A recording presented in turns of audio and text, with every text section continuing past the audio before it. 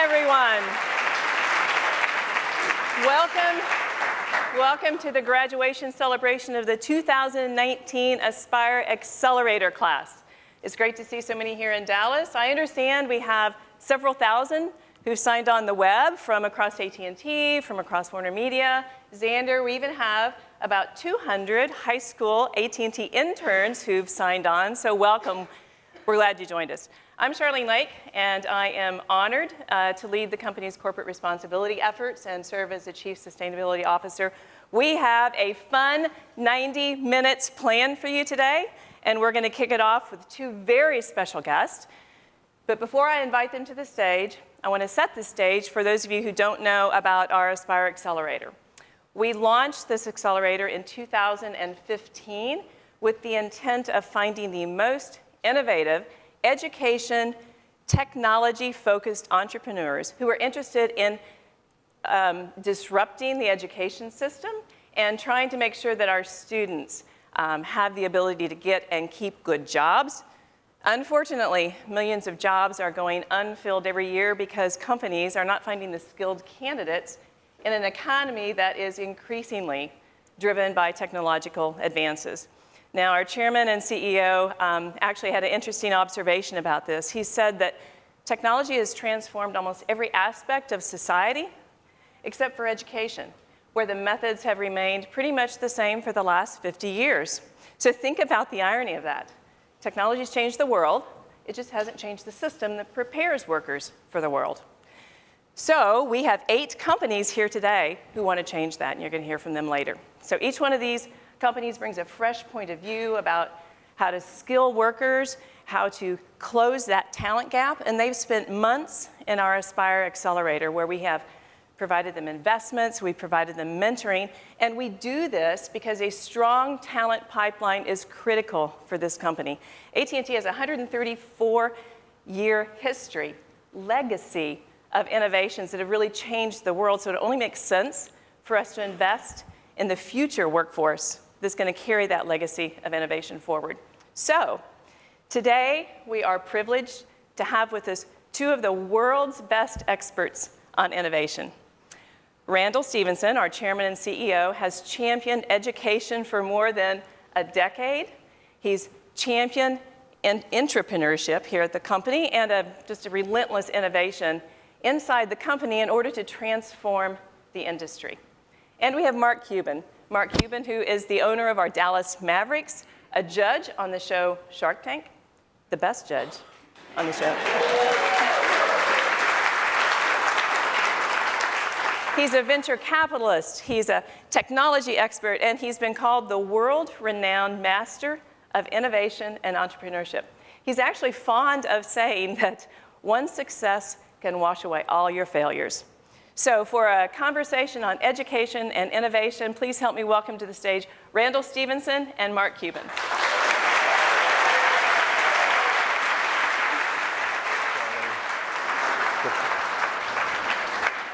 Thanks, Charlene.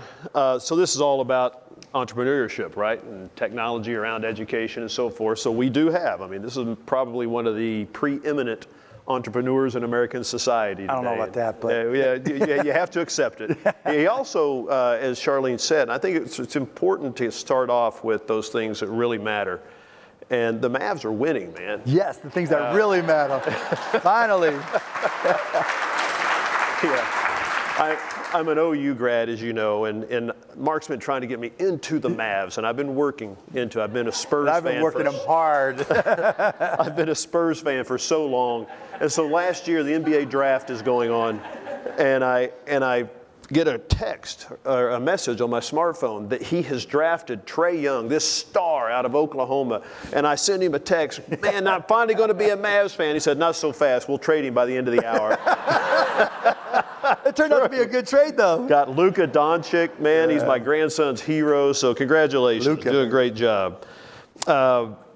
So Aspire, it's about investing in early stage tech, as you know. And so to have an entrepreneur of Mark's stature, I want to take a minute and just kind of before we get into this, rattle around in your attic a little bit, all right? And just make sure everybody understands who Mark Cuban is. And so you grew up in Pittsburgh, Pennsylvania, yeah? So you probably came from a very well-established, rich family, right? Right, yeah. Yeah, tell us a little bit about it. I mean, my dad did upholstery on cars, so if this had a rip in it on car seats and furniture, if this had a rip in it, you take it to my dad and he'd sew it together. My mom did odd jobs. I have 2 younger brothers, but you know, we're solid middle class, went to public schools. You know, my parents never went to college, but they always wanted something better for me. And from as long as I can remember, my dad was always, well, if you want something, if you want a new pair of basketball shoes, because I've always been a basketball junkie, then you go get a job. I'm like, Dad, I'm 12. It was like, so? And so, but he got me started. I mean, the first job he set me up on, he and his buddies would play poker. And one night I wanted a new pair of basketball shoes. He said, well, you go get a job, you get whatever shoes you want. Otherwise, what you got on your feet works. And fortunately, his buddies had been drinking while they were playing poker. And so one of them had all these boxes of garbage bags.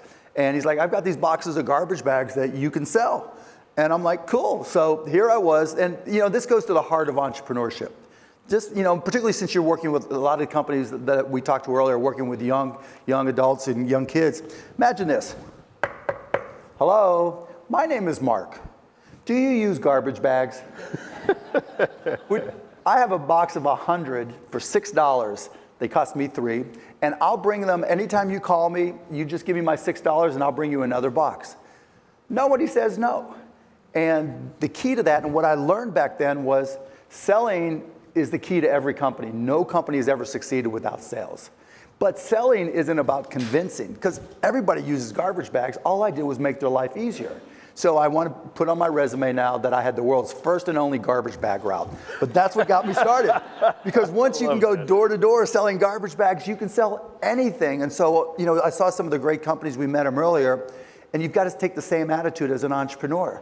If you really, really love your company, and you really, really set out with a goal to change society or help people or make a lot of money, whatever it is, you've got to be able to sell. And if you don't love your product enough to be the best salesperson in that company, think about me selling garbage bags door to door, because you have to be. So that's how I got started. So I'd like to deliver these to you whenever you need them. That person said, get out of here, kid, I have no use for this. How did you react to that at 12 years old? I'm like, okay, I'll go to your neighbors. Yeah, right. You know, just go to the house next door, because of course people are going to say no. But you know, I didn't know it then, but over time I just learned that every no got me closer to a yes. And that just made me, again, if you believe in your product, if you believe in your company, if you believe in what you're doing and your mission, you're helping when you go out and go door to door. You're helping the next school you call on, the next educator you call on. It's nothing more than I'm trying to contribute. I'm trying to make a difference. Sure, people are going to say no because they may not see the vision yet.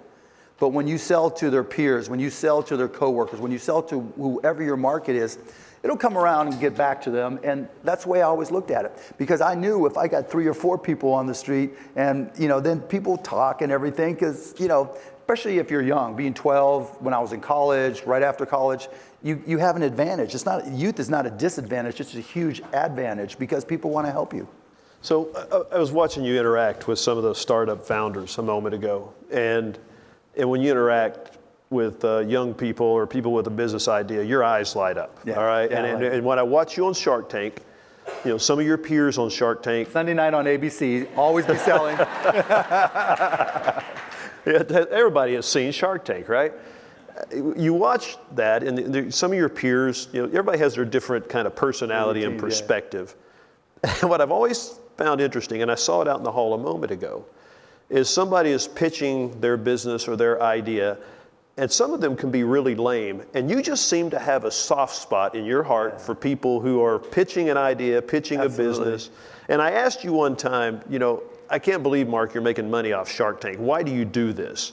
And you gave me an answer. Why do you do Shark Tank? First, anybody watch Shark Tank? Of course. And what night, what network? Sunday nights, yeah, okay. Well, maybe we'll talk about TNT at some point, but yeah. The reason I do the show is it sends the message that the American dream is alive and well. that no matter who you are, no matter where you're from, no matter what your background, no matter where you can live in Dallas, Texas, you can live in a small town in Iowa, that if you have a dream, and not just to have an idea, but you follow through. Because that's the hard part. Every single person watching this had that idea, right? You get that feeling in your stomach and you get all fired up, and then you go on Google and you search, oh, nobody's doing this, and then you talk to your friends, but then most people stop. Right? But the people who make it to Shark Tank and they get on that carpet, they didn't stop. They went through it. They applied to be there. Their life is typically on the line. And so not only do I get a chance to help them, and that's exciting to me, but people come up to me, parents come up to me. I got stopped in New York a couple months ago. This lady, Mark, and I didn't know if I should run or, and she goes, my son sells slime. I'm like, oh, that's cool. I'm like, how much slime did he sell? Or I don't even, it might have been a sheep. She sold $110,000 worth of slime to her schoolmates in other schools, and she's killing it. I'm like, I have a 10-year-old son, so I know what slime is. I'm like, okay, so how do you make this slime, and what does it cost you? I mean, and that's the whole thing, because any idea, we're talking, I think it was Upchieve, right? Daquan. And he was talking about how just getting kids to start businesses when they're in school, and just if I can inspire some of Daquan's, kids that he's working with to do some new cool things, that's mission accomplished, and that makes me feel good, and it's exciting to me.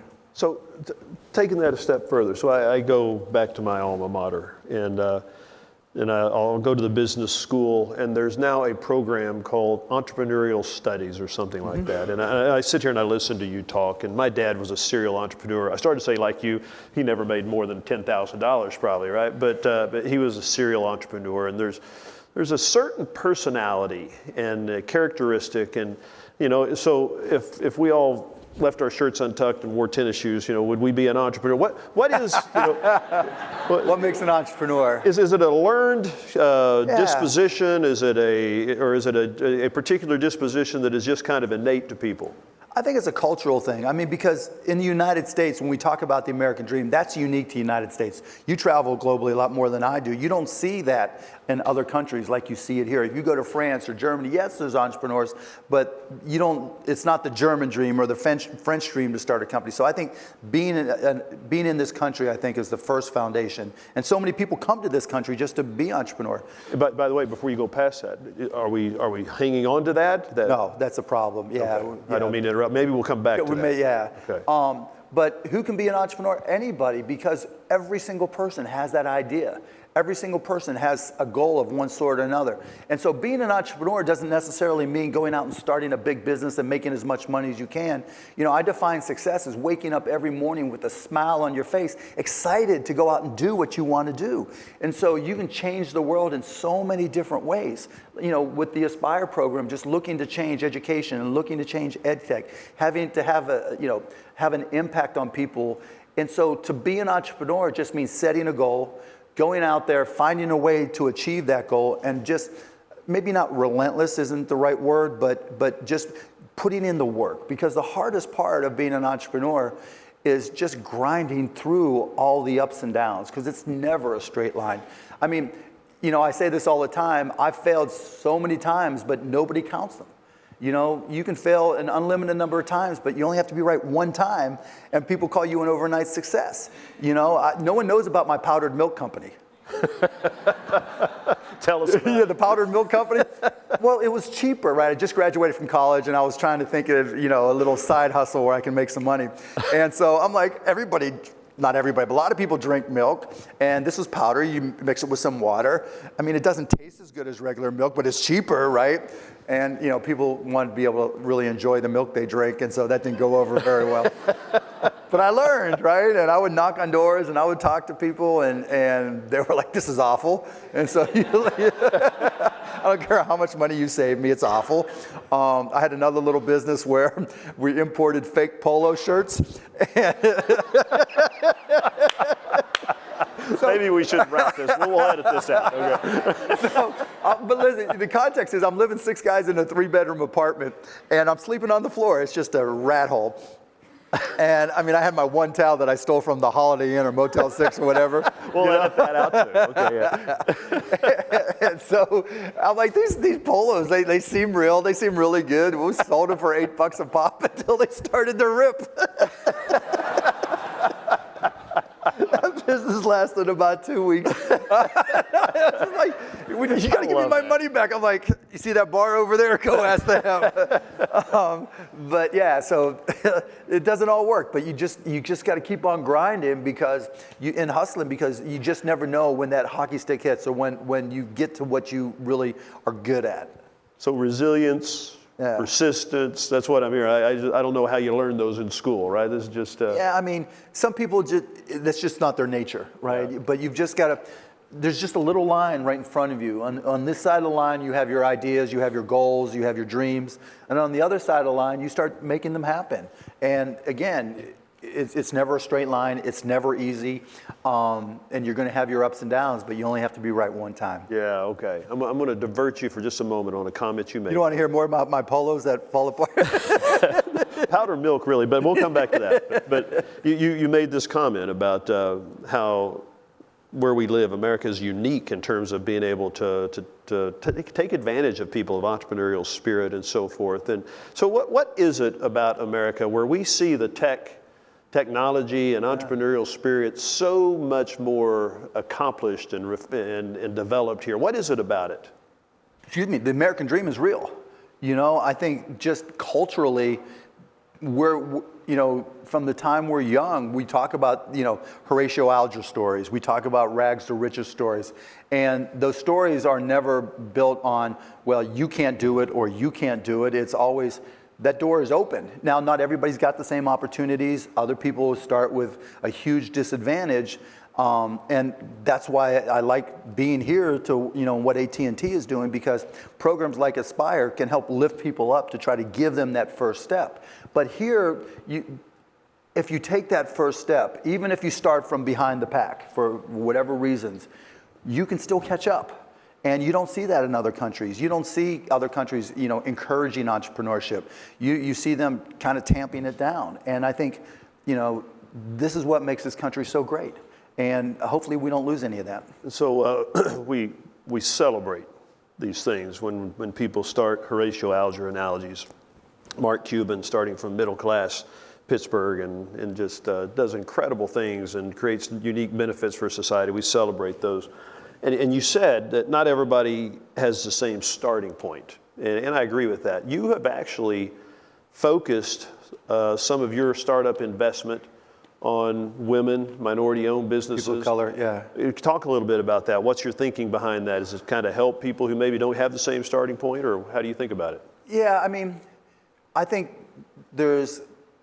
everybody's got a different perspective. When I was getting started in business, and after I got fired from a company, I started a company. And back then, I used to think that treating people equally meant treating people equally. Whatever I would say to Randall, I would say to another person. But what I've learned since is treating people equally doesn't mean treating them the same. And that everybody's got a unique perspective. And it took me a long time to learn that unique perspective creates opportunity. Because most people don't recognize those unique perspectives, that's an untapped market. And so there's a woman I've invested with, Arlen Hamilton, who invests in nothing but women, particularly of people of color. 48% of my companies that I've invested in are run by women, owned or run by women. And so because they have a perspective that's completely different than mine, they're able to see markets that I don't see. And so to me, that's, people ask, well, when do you choose to invest in a company in Shark Tank? There's a lot of different reasons, but my best companies are the ones I look at and I say, well, why didn't I think of that?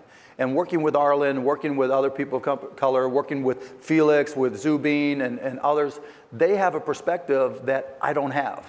And they see unique opportunities, and that's where I want to invest, because I know, what is it, like only 2% of investment dollars go to women of color, right? And they have such a unique perspective.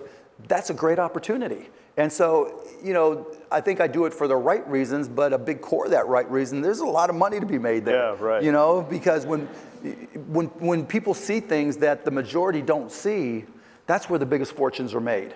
And so that's why I invest, and that's why some of the companies have just done phenomenally well. All right, I love that. That's one of the big focuses of of this accelerator program is making sure that we're trying to identify people with diverse backgrounds and women and minorities to do exactly what you're saying. So I love hearing that.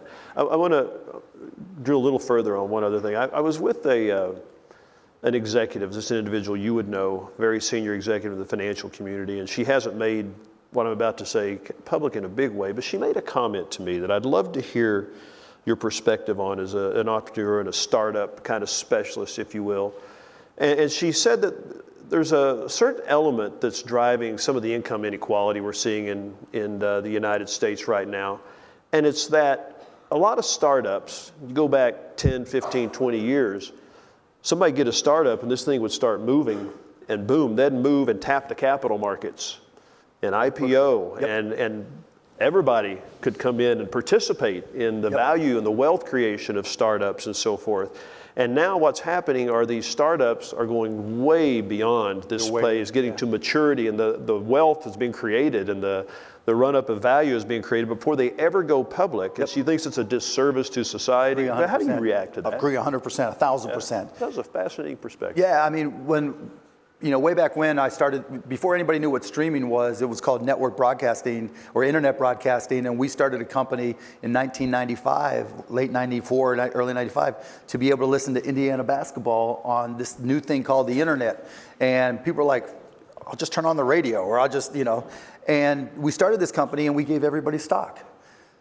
3 years later, we went public as broadcast.com. It was the biggest IPO in the history of the stock market. And a year later, we sold it. But of the 330 employees we had, 300 became millionaires. And the next company I started, when I sold, it wasn't as big, but everybody got paid because I made sure everybody was a shareholder. Now, companies are waiting so long that it's harder for them to go public. And even worse, if you're waiting 10, 11, 12 years from the time you start, all those people who hopefully got stock, a lot of them aren't at the company any longer. A lot of them stuck around, and because they waited so long, the growth phase is gone, and the public markets aren't rewarding them like they used to. And so you see companies like Uber and Lyft and others whose stock is now underwater from, and so people aren't getting the capital appreciation as employees. And to your point, because they're waiting so long, any of us who might want to buy 1 or 5 shares of stock or 10 shares of stock in a company that we know, so you might have been an early user of Uber. And I would tell Travis, and I'm sure you talked, I'm like, you got to go public. You're going to get all this upside. You'll have currency, da-da-da-da-da. Nah, And so to Randall's point, the early investors in Uber made a boatload of money. The late investors didn't, but nobody got to participate in that growth. Yeah. And I think that's a huge problem. Back when broadcast went public 20 years ago, there were 8,000 plus public companies. Now there's 3,500. And as investors, it's almost impossible to have an advantage investing in public stocks because there's so few of them and there's so much money chasing so few stocks. It's not the old Peter Lynch thing where, just buy the stocks of companies you know. And so I think it's a disservice to employees. I think it contributes to income inequality because if you just do the math, if instead of 3,500 public companies, there's 9,000 public companies. That's 5,500 companies that could have 1,000 employees each, or pick a number, and that's that number of people that can own shares of stock in a public currency, because you're not going to reduce income equality. People who are getting paid by the hour, it's really hard to improve your position. But people who have equity, whether it's in your home, shares of stock, or something that could increase in value, that's how you reduce the delta. And so I think whoever said it is exactly right. It's doing a huge disservice. It's exactly what I expect you to say. It's interesting. No, I'm serious. It's interesting to hear your perspective. I think it's an issue, a societal issue. Mm-hmm. It's an interesting one. Okay, so we're here talking about education technology, and you have been an investor. In fact, I met one of the people you invested in last. Felix, and Jordan, his wife's not here. Felix, stand up. Zubin.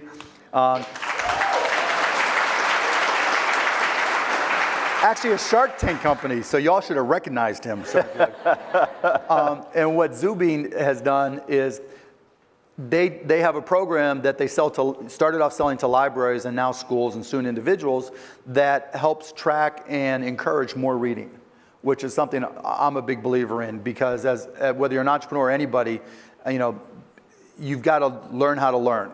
and I try to convey it to my kids, and it's harder now because they're so video-based and YouTube-based that it's harder to get them to read. And so Zubin has a program that encourages kids to read, works with school districts, works with libraries, but it's not an easy business because selling, and Felix will be the first to tell you, selling to school districts is hard. It's really hard for 1,000 reasons. And so being in ed tech is never easy. It's always. Why are you investing in it if it's so hard? Because they're smart, because it achieves what I think is an important goal, because I could see a vision for them getting traction, and because they're nimble, right? One of the good things about Zubin is they keep on learning all the time, and so they're able to adjust, and they haven't had to pivot, but just, they went from libraries to school libraries to now finishing up an app so that at home I can read with my kids, track their reading, reward them for their reading, and so I think they'll get there. And like I said earlier, it's never just a straight line to a hockey stick. It's never quick. It's never easy. It's a grind, and it's worth the wait. Yeah, very good, very good. So Zubin. Download it. All right. What Beanstack, right. All right, I love it. He's learned to plug already, yes. too, man. That's great. One thing I teach entrepreneurs, yeah. So other areas of ed technology that you're looking at, you see, what are kind of some of the developments and innovations you look at, say, oh, that looks interesting? AI is driving everything. Yeah. And talking about AI, everybody wants to have a conversation about AI, but very few people truly understand it, and very few people know how to implement it. And we're getting into a have and have not environment with artificial intelligence where, big companies like AT&T can invest and do phenomenal things with AI, but it's harder for smaller companies. And so trying to figure out how I can help some ed tech companies truly implement AI, truly put it to use for school districts and whatever other applications, and helping them also figure out what's real, what's an algorithm, what's just a spreadsheet algorithm versus what's real AI. And so that's one of the challenges and one of the opportunities. And I also think, I'll go back to Daquan and some of the other folks today, teaching entrepreneurship, teaching kids, creating new programs. There's just, I don't think there's any one core element anywhere. We went 10 years ago, I was investing in, let's take technology and let's take new digital applications. Let's take mobile into school districts and figure out ways to do it. Now it's just harder, and so that's why I was interested to come here, just to see, all the different things people are doing. So you've commented on skill sets and so forth before, and I've either wrote it, or anyway, you were talking about, the hard skills, coding and so forth, have always been so critical, but you talked about how in the future, and even now, these soft skills are really, really important for people who are going to succeed in these areas. Right. And what are these soft skills? And then talk a little bit about that. Yeah, it's a great question. I got a lot of grief because I said that over the next 10 years, having a liberal arts major will probably be of more value, and critical thinking skills will be of more value than the historical things of learning how to program in C and JavaScript or whatever you may be. Because as we get into an AI universe, the process in AI is, first you have to have data. And understanding what data can train a model is critical. And programmers aren't trained to discern bias in the data set. They're not trained to have necessarily domain knowledge. So if we're talking about chatbots earlier, if you're doing a chatbot to help kids learn about Shakespeare, somebody's got to know Shakespeare. You can't just pretend you know Shakespeare. You can't fake that one. You can't fake it, And so going to liberal arts majors that have critical thinking skills, they're going to have a better skill set than a computer science major, in my opinion, to help discern, is there bias in this data set? Is the domain knowledge there? Are we fully comprehensive? And the reason I think that's more important than traditional programming skills is that programming is just math, right? You have programming language, you have a compiler, or it's interpretive, whatever it may be, and it goes down to the CPU and it creates instructions. Well, AI is going to be able to do most of the basic stuff. You're going to train an AI to create a program that's using the domain knowledge from your liberal arts majors, most likely, or maybe business majors, and it's going to crank out the programming. And so it may not, the timeline's always hard to finalized. But at the same time, if you don't have those critical thinking skills, your AI is not going to work. I was in Israel a year or two ago. John Donovan and I were over there, and my first job at Southwestern Bell was I did Fortran and COBOL programming. First language I learned was Fortran. All right. Brutal. On punch cards, no. Yes. And so we're in Israel, and he sits me down in front of a terminal with bots, basically. And I developed a product, a very simple product, to stream, a video stream to a friend via SMS. And I did this in 5 minutes and said, holy smokes, the jobs that we thought were so... Did you really say holy smokes? It was a derivative of that, okay? But these jobs, to your point, that I thought were just, could never be replaced, all of a sudden you're going, wow, this can be mechanized. And so what are those skill sets are going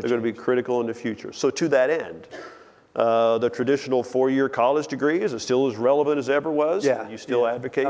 I'm not as big a fan of MBAs as I used to be, but I think a 4-year degree, again, having some domain knowledge in an area. And look, you don't have to go into college knowing exactly what you want to graduate in. Because to me, the value of college is learning how to learn. Because in an AI-driven world, you're going to have to always be up to speed on change. And if you're not excited about learning, then and you don't have the skill set to have tried a lot of different things, it's going to be a lot more difficult for you. Okay, keep going with that. You are a classic example of somebody who is continually learning and developing yourself and so forth. We have just a couple minutes left. If you were to give some guidance to people about this continuous learning and development, how critical is that, and how do you think about it? It's everything. You don't have a future in business if you don't continue to learn. Period, end of story. How many people know how to use the internet? There was a time when people thought that was hard, right? How many people know how to use a mobile phone and connect to the internet? There was a time when people thought that was hard, right? Now, when I talk about AI, how many people have done a neural network? Couple, right? How many people have done any machine learning? 10 years from now, when someone says, how many people have done anything in AI with neural networks or machine learning? Everybody's just going to giggle again. If you don't, you're going to be behind. And so what do? I mean, I'm just, a guy, I don't have to learn this stuff. I do it because if I'm going to be a good investor, I have to be able to discern what's real and what's not. And so what do? I do Coursera. Here's an introduction to AI. I read books about it. I do machine learning tutorials. I do, how do you do a neural network in JavaScript, or I, learn some Python. So literally on my phone, you'll see an introduction to Python class, and I'll go through, and every few months or whatever, I'll get up and do some more. But you have to learn these things because AI will have a more dramatic impact on business and life than the internet, wide area networks, local area networks, mobile computing, mobile network ever did. And if you don't understand it, particularly since this is an entrepreneurial environment, some 10-year-old is going to kick your ass. Because it'll just be core to them. It'll just be natural to them. Just like, for Gen Z growing up digital, all these things are natural to them. You have to learn about AI. You have to be able to do the tutorials. Just like you had to spend the time to understand HTML at least a little bit, right? Or what a website is and how it works. You have to take that time and apply it to learning about AI and how it's going to impact you. Otherwise, you're going to be way behind. A great American entrepreneur and a great American treasurer. Thank you for joining us. Great job. Thank you so much.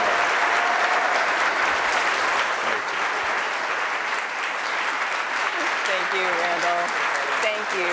Thank you.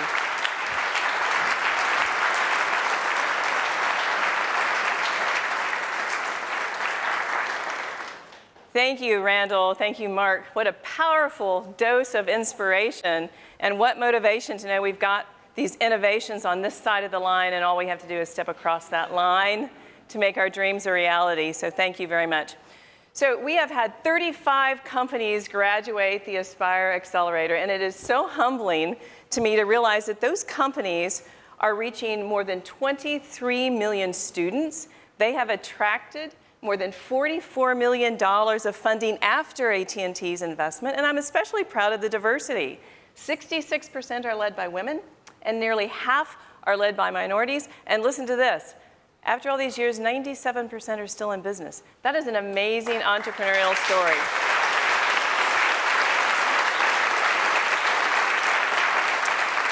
Our Accelerator graduates put together a little video that I'd like to show to you now, so why don't we roll the video?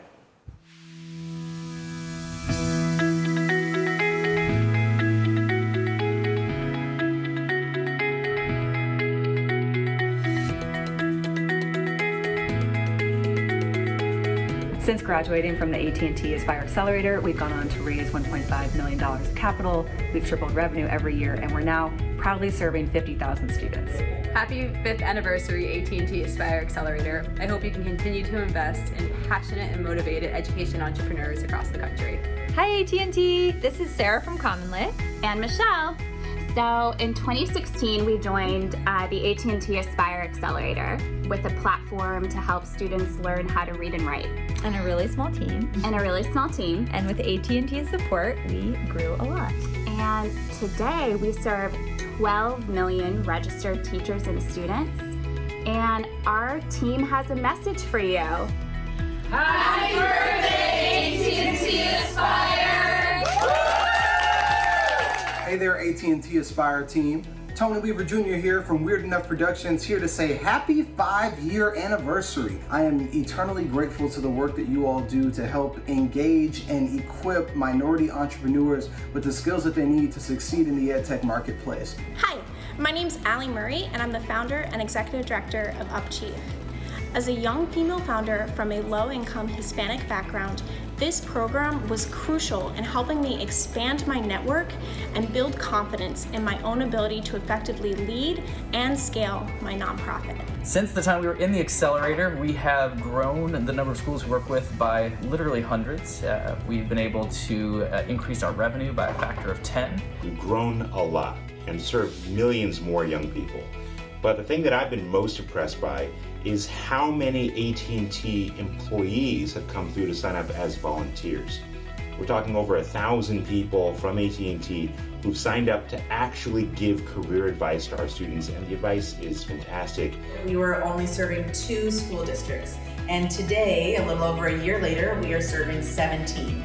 Since Bitsbox was in the AT&T Aspire Accelerator in 2016, we have been on Shark Tank. We have over 5x our subscriber base, and we've reached over 1 million kids. So we did the 2018 AT&T Aspire program, and at that time we were in 1 school. We're now in schools in over 45 US states and 6 provinces in Canada. And from the bottom of our heart, we would like to wish the AT&T Aspire Accelerator a happy 5th anniversary. Thank you, AT&T Aspire, for building our career skills. Happy 5 years, and cheers to 5 more. Happy anniversary. Thank you so much. Happy anniversary, AT&T Aspire. That's 5 years. Here's to 5,000 more. Mm-hmm.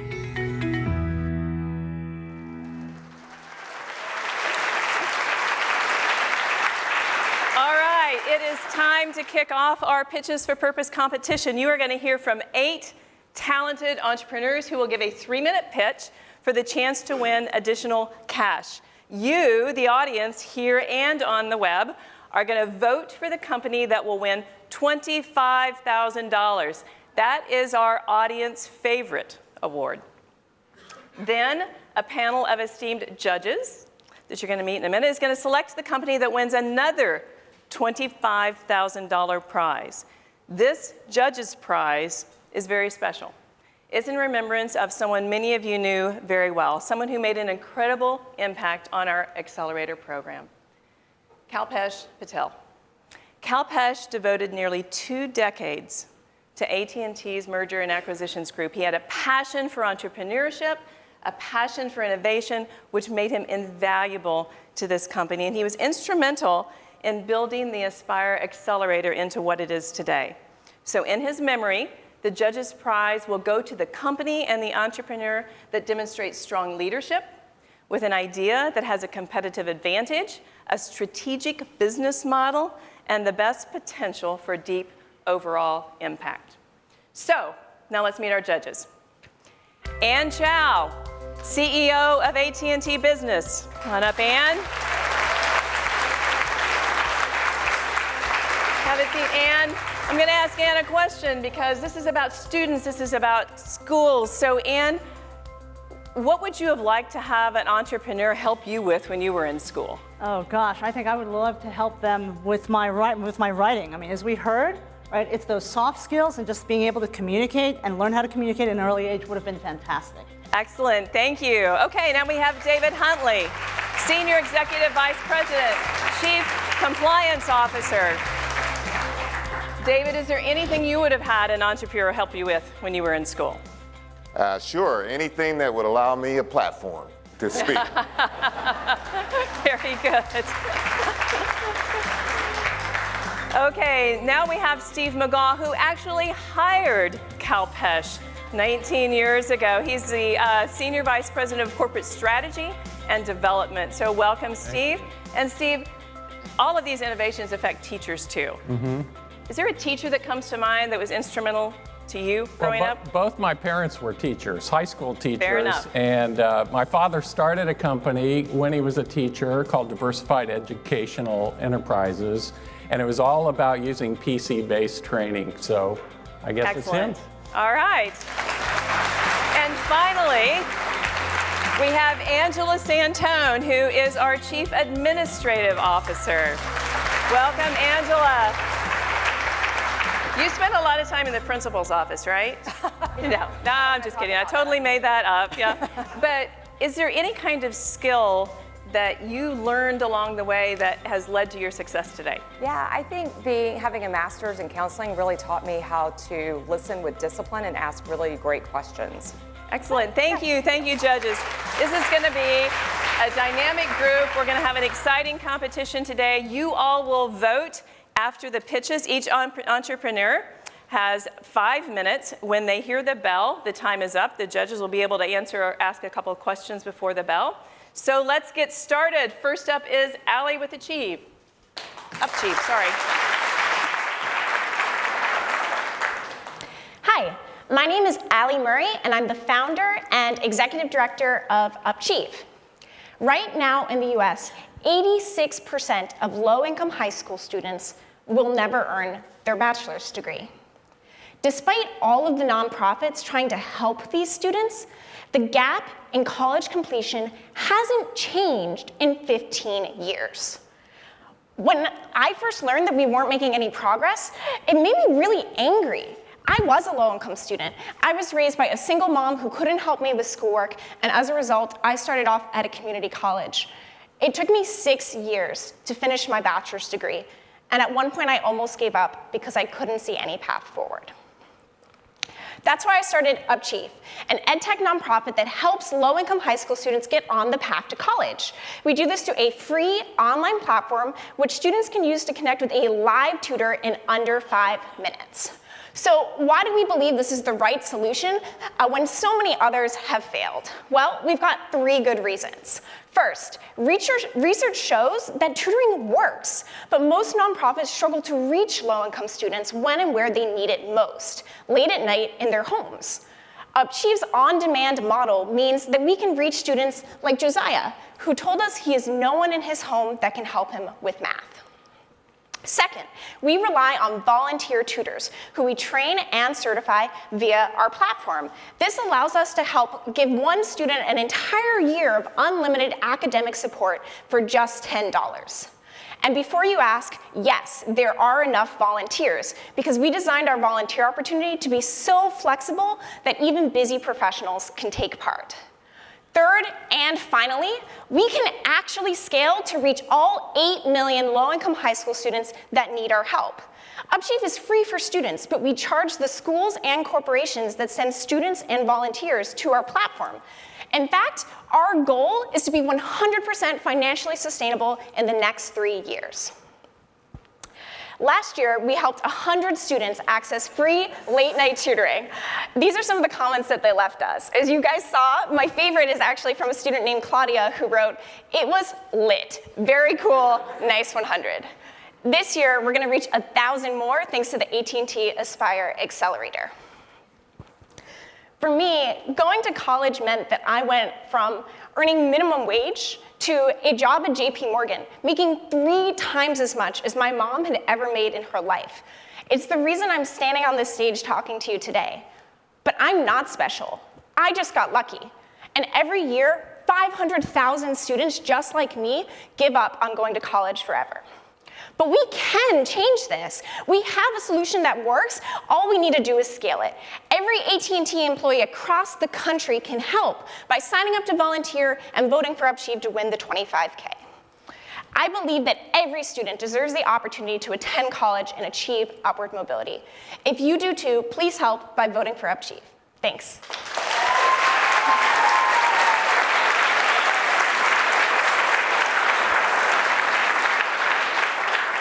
I do have a couple of questions for you. Great. Can you tell me how you go about recruiting all the volunteers that are a part of the program? Yeah, absolutely. So we recruit volunteers online, on college campuses, and through partnerships with corporations. And so the cool thing is from just our online postings, really passive recruitment, we actually get about 2 applicants a day. But the corporate partnerships in particular can bring in a lot of volunteers. Our biggest corporate partnership so far is to bring in about 1,000 employees as volunteers at Upchief. So how do you define an effective coach? Yeah. And how do you evaluate their success with the students? Absolutely, yeah. So Upchief started by doing certification quizzes to assess whether or not the tutors have the subject knowledge that they need to help a student with a specific subject. So all of the tutors actually have to pass a quiz in a subject before they can help students with that subject.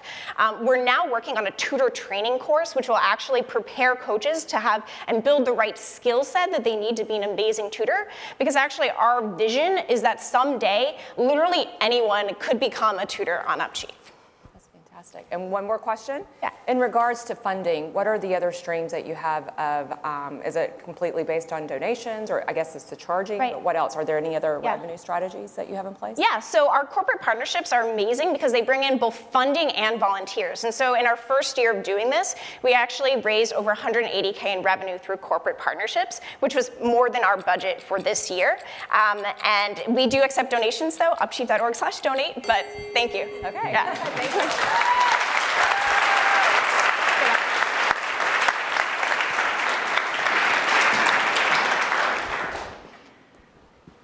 Hi, I'm Dr. Angie Eilers, a former professor, first in my family to go to college, and the founder of Your Turn, which is student guidance software for middle school and high school students. You could think of this as like the Google Maps for education planning. We ask students, put a pin in your educational destination, and then we'll help you chart a course for success using your own data. I wonder how many of you remember spending much quality time with your school guidance counselor. That's because in the US there are nearly 500 students assigned to one counselor in US schools today, unfortunately. At the same time, 32 states are asking these counselors to develop personalized learning plans for all 500 students, which leaves very little time for them to ask the simple questions that most of us are asking at home. This is Isabella, and like me, she aspired to be the first in her family to go to college. But she and her mom were telling me they didn't know that they should be paying attention to particular data points and test scores and other key benchmarks. And by not knowing this, important windows of opportunity closed for Isabella. So that's where we come in. Your Turn is a goal-setting and progress-tracking app to help guide students and their families along their educational pathway toward their goal and nudging them along the way. And for busy counselors, we've developed this interactive dashboard so they can track the hundreds of students that they're assigned to. So Your Turn does the data monitoring so parents and counselors can do the student mentoring. We've received national validation by winning this important spot in the AT&T Aspire Accelerator, thank you very much, and a National Science Foundation Award and some statewide awards back in home state of Minnesota. But we're also now in a new partnership with PowerSchool, which is one of the largest data warehouse companies in the country. And more importantly, validation from sales. We've moved from 3 schools to 20 paying school districts just by word of mouth. And now with this partnership with PowerSchool, we're in a position to get in front of thousands of school districts by channeling with their data product. Our competitors are serving about 30% of school districts right now, and those are targeted mostly to students who already know they're going on to college. That leaves 70% of the market underserved, but mostly underestimated. And that's where we come in with our analytic tool and goal setting. And for $10 per student per year, school leaders are telling us they can't afford not to turn to predictive analytics and artificial intelligence to assist their students. I have a powerhouse team of data scientists, technologists, and educators. And all of us are parents, so this comes with real experience. You know, I've worked with hundreds of families and students over the years of my career, and almost all of them tell me they wish they had a product like Your Turn. So my call to action is please join us in getting millions of students successfully along their pathway. And if you know of any school districts you'd like to introduce us to in Texas or beyond, I'll be here the rest of the day and all of tomorrow. And I would love to partner with the powerhouse of AT&T when it comes to predictive analytics and artificial intelligence. And thank you for this opportunity with Aspire. It's been amazing.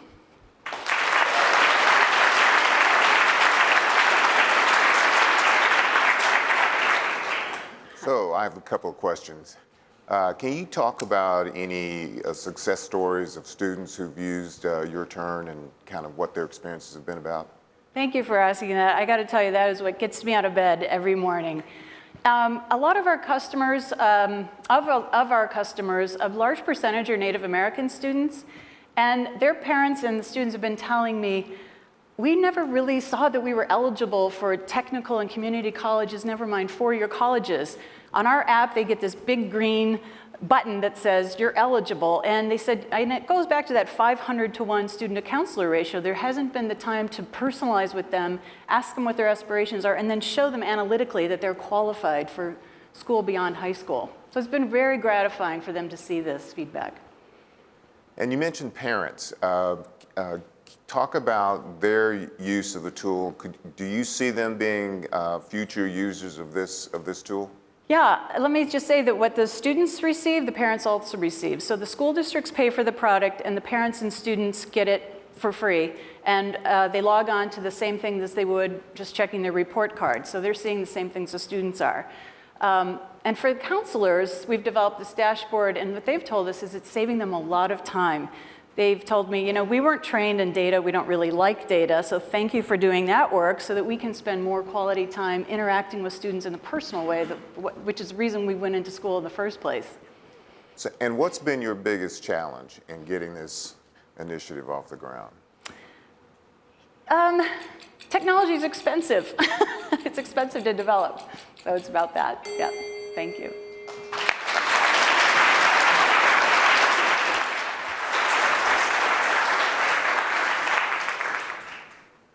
My name is David, and I'm with Wildcards, based here in Dallas. Solving the complex challenges of tomorrow demands a workforce with a strong STEM foundation. But even today, 2.4 million STEM jobs go unfilled each year, and this gap will continue to grow. The competitive advantage of the United States depends upon enabling all kids to have early, positive experiences with STEM. But today's STEM electronics are either too difficult or too expensive, especially for those students in over 50,000 low-income schools across the US. STEM learning must be made more accessible so that students can imagine themselves as engineers, programmers, and creative problem solvers. Wildcards removes barriers in STEM education through affordable, easy-to-use, and high-quality electronics designed for kids ages 7 to 12. Within minutes of opening up a Wildcards kit, they can blink lights, make sounds, and spin motors. These small yet empowering moments can spark a lifetime of inspiration. But we can't just help the students. We have to help the teachers become comfortable using STEM tools in the classroom. And to that end, we're launching Wildcards Educator workshops so that teachers can learn how to best use STEM tools. Our founders are parents who are passionate about STEM. We originally developed this product for our own kids because we saw how crucial STEM learning would be to their future. We decided to create a company around it because we saw the potential positive impact it could have for kids everywhere. Earlier this year, Wildcards had a soft launch, and we sold out of our prototype electronics kit. We also gained early validation that we were on the right track by getting accepted into the AT&T Aspire Accelerator and gaining support from the University of Texas at Dallas and Cal State University San Marcos. We also started our full-scale production and will be launching our workshop soon.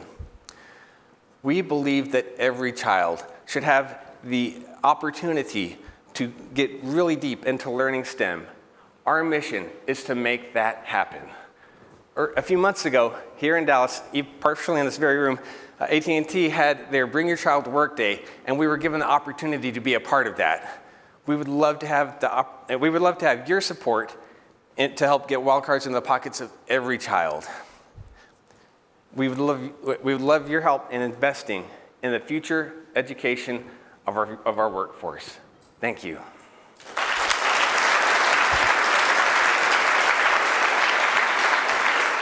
So thanks, David. I've got a couple of questions for you. So tell us what's exactly in this kit, in this one. So the kit contains the main wildcards board, which I carry one on me all the time, along with several modules, 5 modules, motors and actuators, sensors, things like that, along with the cables required, so you can just plug everything directly to the computer and configure it how you want and just get started right away. And how much does it cost? How much are you charging? We charge $36 for the kit, which has the modules and everything. So we try to keep that cost as low as we can, yes. Mm-hmm. And then how much does it cost? So the cost is about $18 if you include all the electronics, the packaging, everything like that. Mm-hmm. Yeah, that's good. So it's a pretty good margin on that. Yes, right yes. Yeah. We have experience designing electronics for great value, and so we made sure to evaluate every part that went in here to give the best experience possible. What makes your kit different than what's out on the market today? What's out on the market is usually either developed for kids, and so they take advantage of the educational market pricing and just say, we can charge a lot for this, so we will. Or it's developed for hobbyists, and so you end up with through-hole parts that poke your hands and things like that, or small lettering that's hard to read. But we try to make it where it's both easy to use and inexpensive, so that basically there's no barriers to entry, or really low barriers to entry. And then we also tie it in really nicely to existing ecosystems, like MIT's Scratch is the basis of our way to program this. And so we make it where it's just plug it in, drag blocks over graphically. So trying to create that really easy experience at low cost was how we try to differentiate. Mm-hmm. That's great. That's great. Any early observations in terms of how the kids are liking it and any differences? They love it. I've got 6 kids myself from ages 2 to 12, and even the littlest ones, even though they can't program, they love just interacting with it while I'm dynamically changing how it can work. And so it appeals to everyone, and because we based it on an open source platform, it's great even for adults to use for their projects too. So it's just something that we built what we wish we could have bought. Mm-hmm. That's great. Fantastic. Thank you so much. Thank you.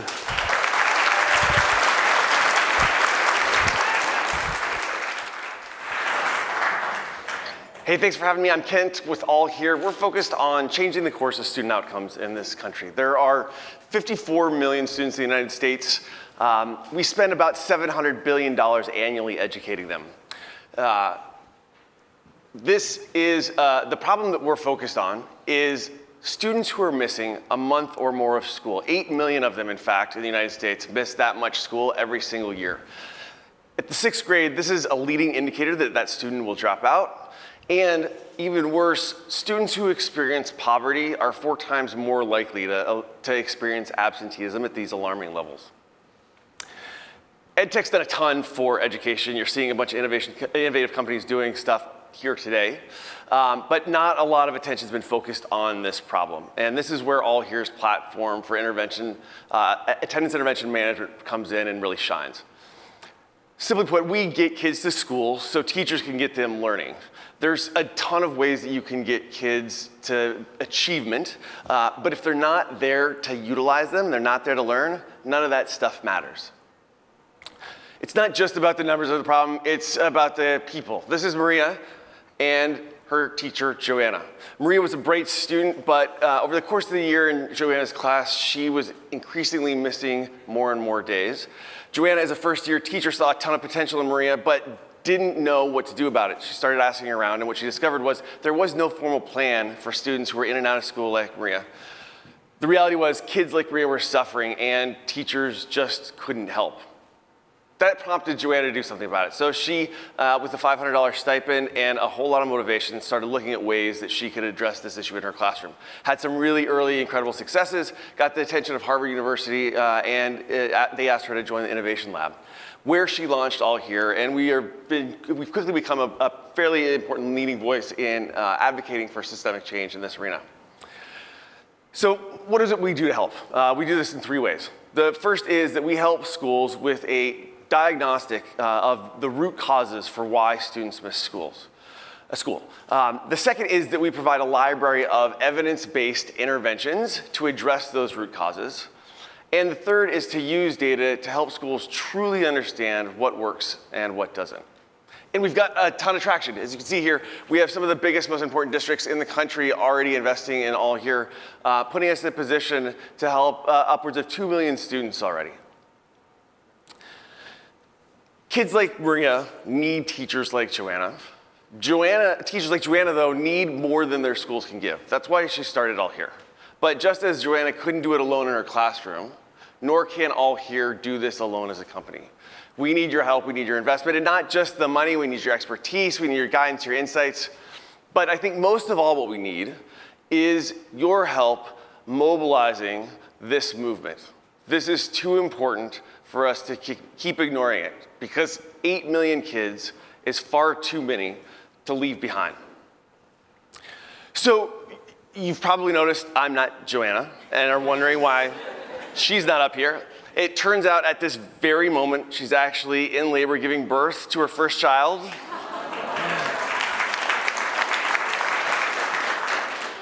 It's a baby girl, Sienna Hope is her name. So this is a very personal issue for her, right? And it should be personal for all of us, really.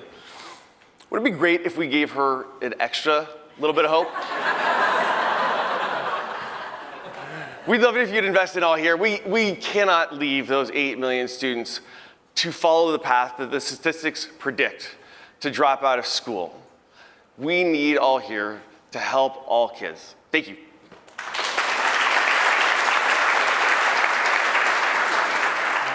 Boy, that's a big challenge that you're trying to tackle. Tell us a little bit about the business model. What do the schools pay? Do the parents pay? How does that work? Yeah, it's for the most part district level pays. Sometimes schools will pay. We have a fixed cost that doesn't make our minimum floor super accessible to schools. So all those districts that you saw up there were district level purchases. It's a SaaS model. Right now we're at $4 per student. We charge for every student in a school that is participating in the program. Biggest reason for that is there's a bunch of adjacencies after we solve this enormous first step that we will move into as we expand. Can you give an example of an intervention to kind of give us some context? Yeah, really quickly. So an intervention might be a home visit, right? I need to go talk to a family, understand why a student's not getting to school. Seems fairly simple. If I don't understand how to do that correctly, because we've treated this problem punitively for so long, I show up at a door, a family's gonna worry that I'm gonna maybe throw them in jail, right? I need to understand the cultural issues, I need to understand the language, I need to understand what the research says is going to be successful before I walk into that home. We model all that for them, yeah. Thank you very much. Thanks very much.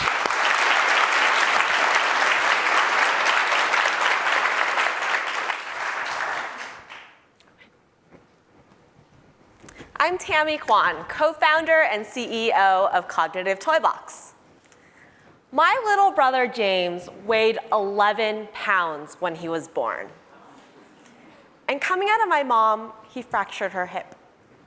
As the oldest sister and a 9-year-old, I stepped up and helped to raise him.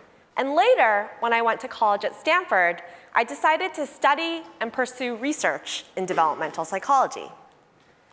In my research, I was surprised to learn that the state of early childhood assessment has not changed in over 30 years.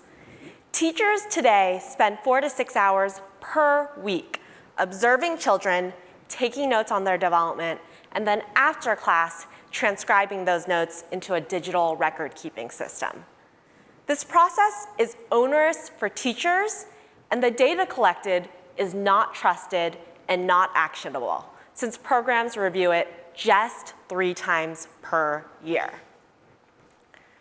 Our team of researchers, game developers, and educators thought that there had to be a better way, and we received grant funding from the National Science Foundation and the Department of Education to do just that. So what did we build? Games, assessment games.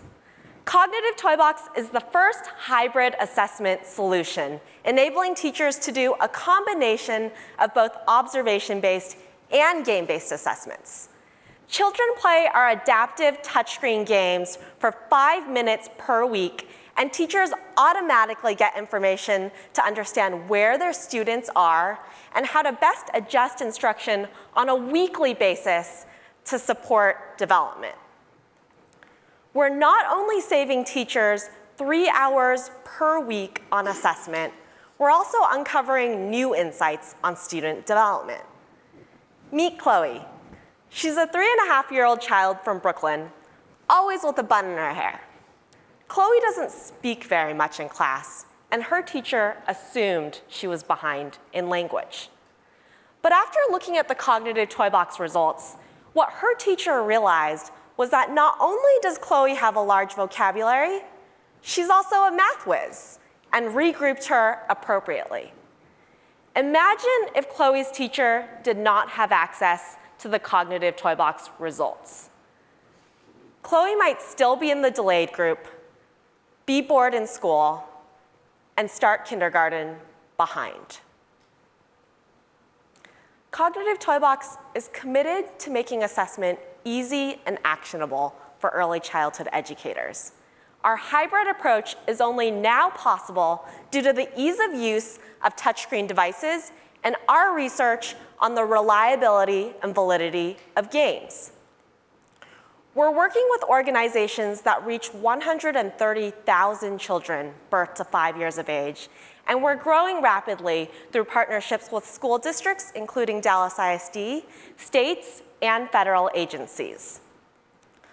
Only 1/3 of children can read at grade level by the 3rd grade. Through our combination of touchscreen games and teacher tools, we can provide the right starting point to help every child reach their full potential. This year, we're focused on expansion in Texas and especially in Dallas, and we would love your support and vote. Thank you.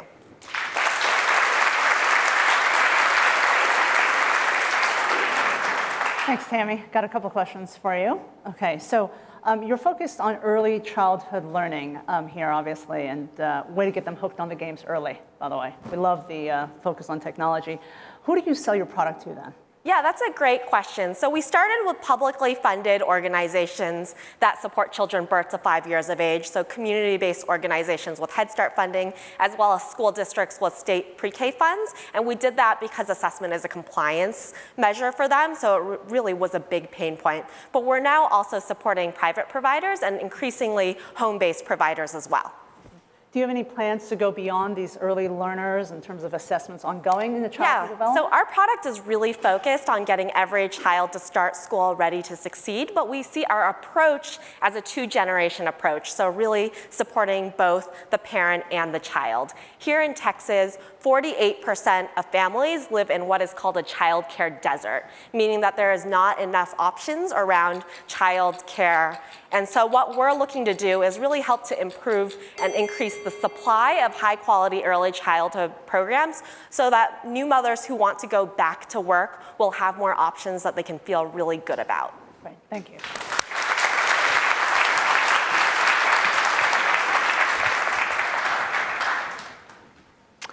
Hi, I am Sarah Shaw. I'm the Executive Director and co-founder at Sidekick, and we help girls get access to STEM careers by connecting the current workforce to the future workforce.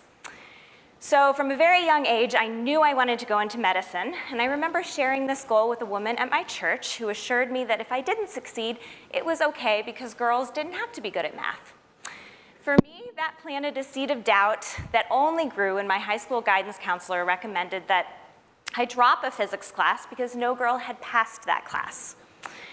For me, I took that to mean that I couldn't succeed in a field that needed expertise in something like physics, so by the time I went to college, I opted for a major as far from medicine as I could get.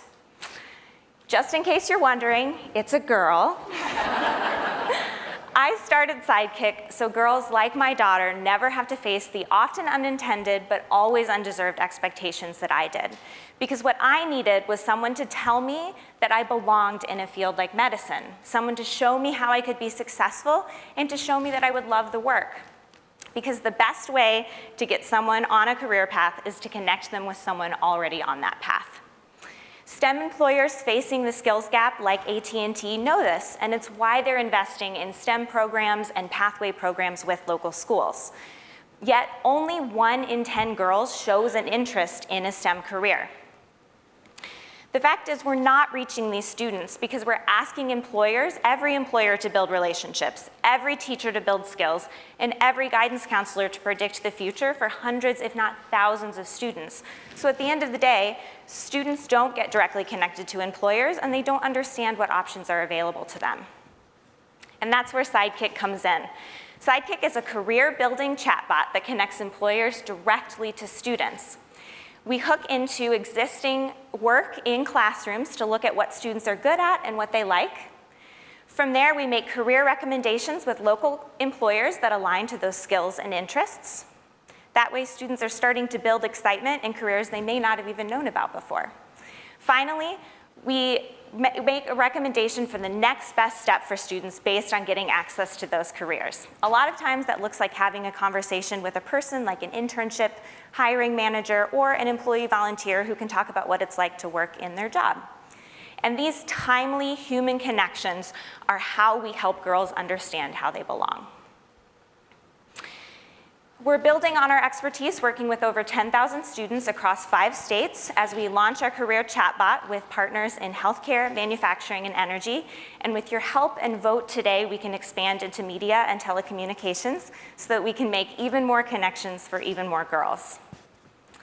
So Sidekick makes it easy for girls to explore new careers and build meaningful connections by connecting the current workforce to the future workforce. So someday, when someone tells my daughter what she can't do, she can point to her path and the many people on it who have shown her just how much she can. Thank you.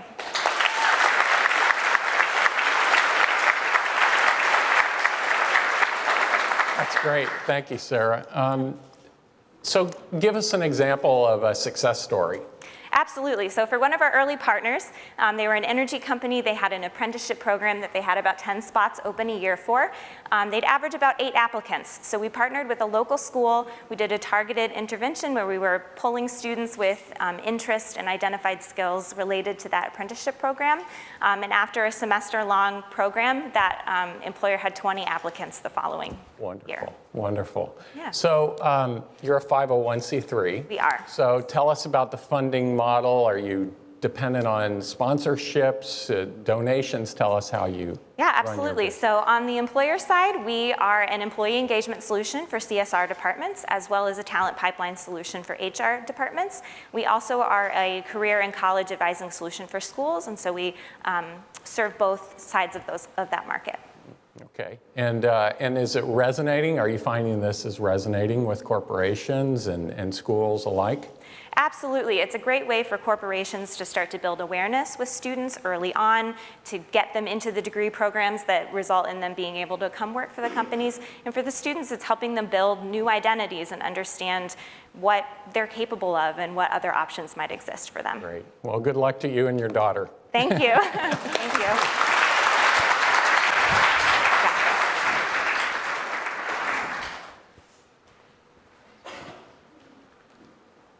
So here's the scene. There's a summer camp for high-achieving minorities, and each day they're told just how much potential they have. Except for one student, he goes home, and home is a Ford Explorer. By the end of that summer, that student loses hope. You see, for those of us born within the poverty cycle, the weight of it meets us at every turn, starting with education. That is why I founded We Thrive. We Thrive is an edtech platform that catalyzes student-run companies as a practice field for tomorrow's economy. Our students are building real companies, earning real revenues for the products and services that they create. It was once unfathomable that a 10-year-old could code in a classroom. Now, we're bringing entrepreneurial studies into the school day by providing training to teachers and the curriculum materials to support it. Our students are learning key relevant concepts and relevant terms to them and making sure that they're accessing the seed fund to launch their enterprises. Principals like Lisa love us, teachers like Shane love us, and even social sector influencers like Hillary Clinton are taking notice. It's because we have a difference that matters. We are the only edtech-enabled company which allows us to scale virally in our space. We also provide a seed fund, which makes sure that students launch real companies and the learning is never theoretical. We also double down on middle school, though we focus on high school, because of the 69% of the total variance in college readiness that stems from middle school factors. That's an advantage that our partners like LISA, the Buffalo Public School District, and the city of Denver prefer. And our business model is sustainable for the long run. At $266 a year for school, we're in $1,000 per classroom, which brings our total cost to roughly $20 per student. That's complemented by the fact that we receive corporate sponsorships, networks, and district sales, and of course, as a 501c3, impact grants. Our students are launching companies, have earned more than $20,000 in student revenues collectively, and are acquiring the professional networks they need to succeed. Next, with your vote of $25,000 today, we'll receive what we need to be able to scale to $20,000 in 2020. We have the leadership to do it, hailing from institutions like Echoing Green, Ashoka, and the Department of Education. And if we don't already know, we have amazing smart people to help guide us along the way. In 4 years, we've become the largest student-run company and have been named to the Forbes 30 Under 30 list for social entrepreneurship. And our young CEOs are routinely going on to deliver TED Talks. Imagine a world where every young person is able to have the tools, the resources, and the starting blocks and practice it takes to be successful in high school and in career. With your support, we could reach millions more. Thank you.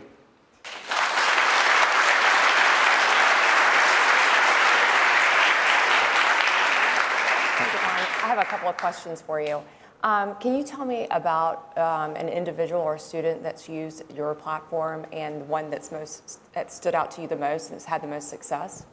Yeah, I think really the magic we thrive is the true autonomous nature of our students.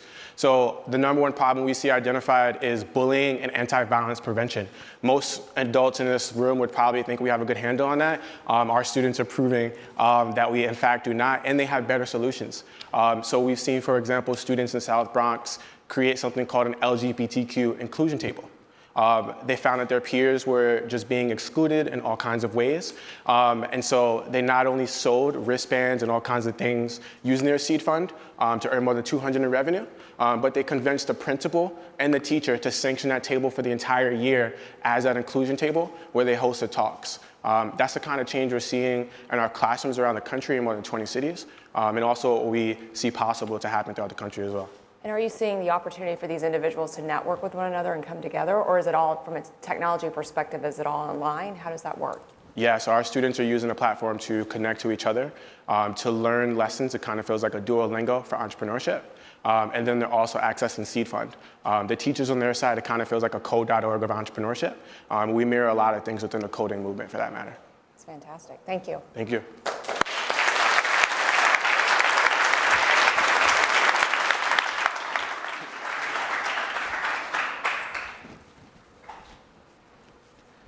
Hi everyone, I'm Clarence Tan. I'm a game designer for the past 8 years, and today I'm the co-founder of Bottle Learning.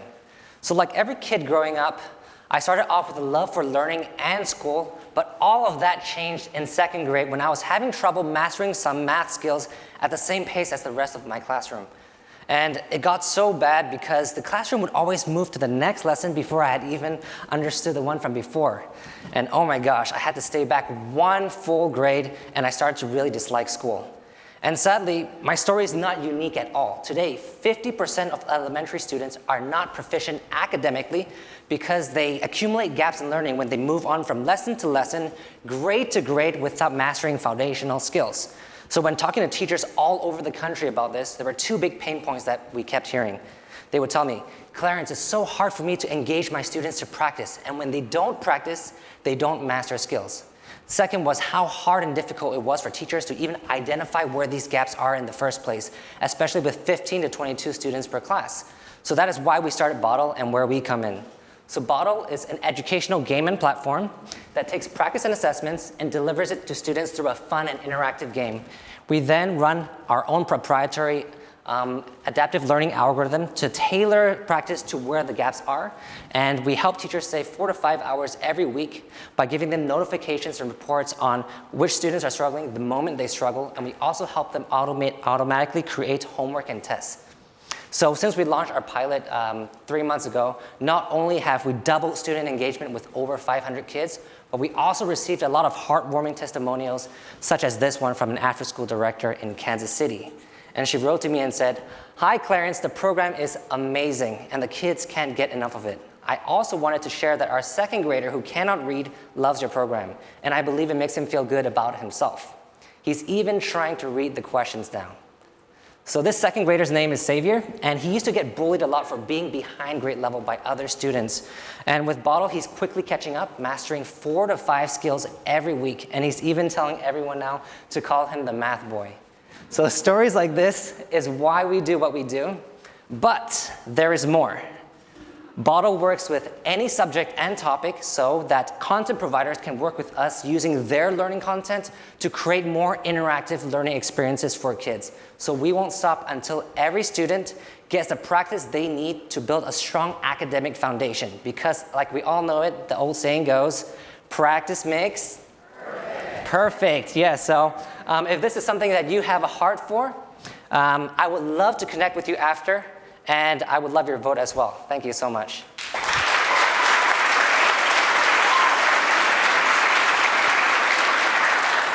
Clarence, you talked about those content partnerships. Do you see this as an additional revenue stream to partner with them? That is a great question. So based on the feedback and reach out that we have had large content publishers all the way to small content publishers, even to like banks who have shown a lot of interest in putting like financial literacy courses into our platform. So we do see it as a huge revenue stream. And so far, all the outreach has been organic or even just like meeting random people at educational conferences. And how'd you come up with that character? Yes, I love this. We started with the core values of our team and what we thought kids need. They need education. They really need to value the importance of good character and also to pour back out to help others. So we created these bottle-headed game characters where in the game when they learn, their heads fill up. And then when it's all filled up, they get to pour back out to water and grow plants and trees and make the environment a better place. And because the bottle isn't transparent, what really matters about a bottle is what's on the inside.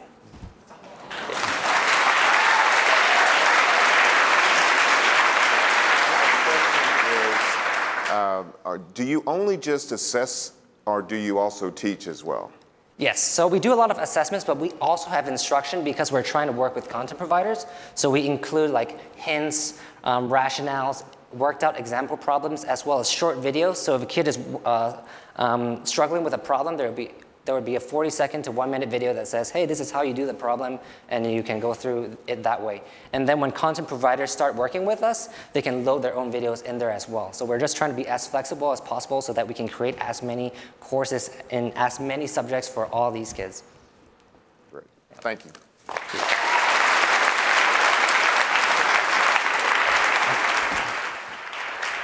Wow. Aren't you impressed? Unbelievable. So now we have the hardest part of this is you're going to have to choose the winners. So I want all of the presenters to come back up, line up on the stage. Meanwhile, here's how you're going to vote. What's on the screen, go to meet.ps/ATT Pitch 19. You can do it from your computer. You can do it from your iPad. You can do it from your iPhone. And just as a reminder, I'm going to very quickly run through who's on stage and who you're voting for. We have Allie with Upchieve, who has a product that's on-demand tutoring for low-income students. Angie from Your Turn, a product that charts a course for student education. David from Wildcards, low-cost STEM electronics. Kent from All Here, a platform that improves school attendance. Tammy, Cognitive Toy Box, early childhood platform for kinder readiness. We have Sarah, Sidekick, an AI-connected classroom project that connects with employees. Daquin from We Thrive is a product that empowers student entrepreneurs. And Clarence from Bottle, a game-based learning platform. Give them all a hand.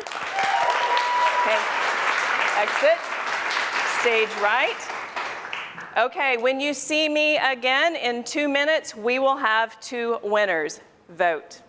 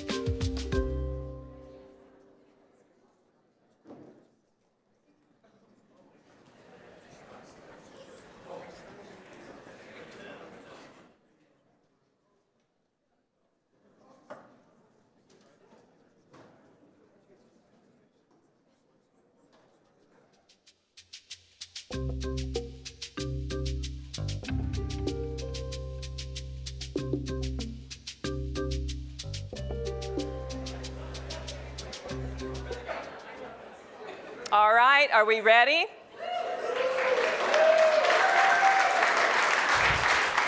Our Pitches with Purpose Audience Favorite Award is Cognitive Toy Box.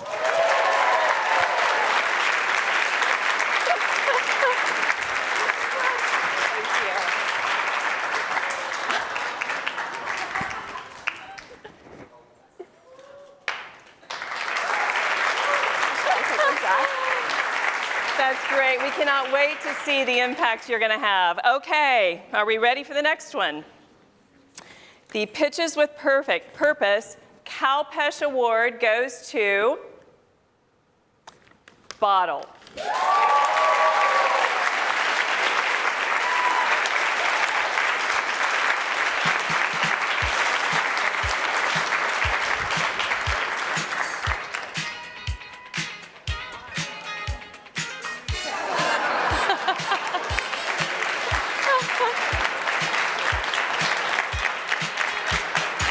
All right.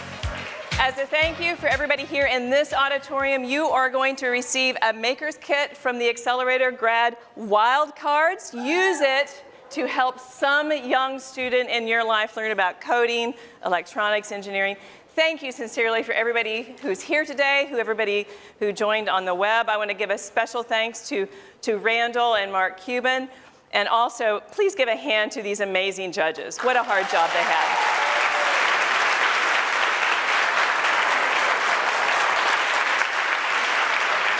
Also, a very special shout out to my amazing team, Marlena Albright, Ann Wintrub, Amy, Sandro. You do amazing work. Thank you. Appreciate it very much.